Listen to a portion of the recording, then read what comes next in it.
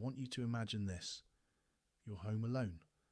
The house is quiet, peaceful, safe, but sometimes the scariest things happen when you're convinced you're alone. This is a true story shared on Reddit by someone who never expected what was waiting for them. By the end, you might lie in bed and wonder if you're really alone tonight. I had just moved into a new apartment in a small, older building. It was cheap, the kind of place that had creaky wood floors, drafty windows, and a faint smell of damp. I was tired, stressed from moving, and all I cared about was a quiet place to sleep. The first few nights were perfect. I unpacked, set up my bed, and fell asleep almost immediately. It was peaceful, comforting, exactly what I needed. Then, the small things started. At first I didn't notice them, or maybe I tried not to. My keys weren't where I left them. A mug was slightly off the table. A door that I had closed the night before was now ajar. I blamed myself. Moving stress, sleep deprivation, old apartment quirks. But the unease grew. One night, around 1:30 in the morning, I woke up thirsty.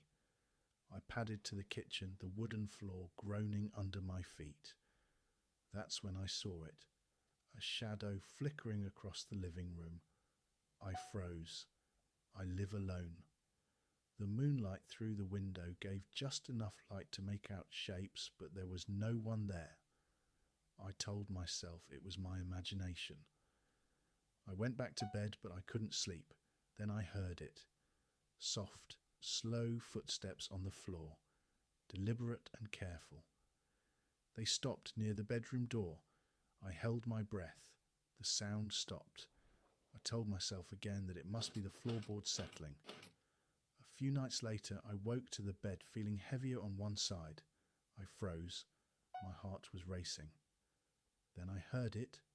Slow, deep breathing, coming from the side of the bed. I whispered, "Hello?" And silence answered me. I peeked over the edge. Nothing. I tried to convince myself I was dreaming. The next morning I found the blankets moved, the pillow on the other side of the bed with a deep indentation. I live alone. I checked the locks, every window, every door. Everything was intact. I considered calling the police but feared they'd think I was losing it. I decided to record audio overnight with my phone.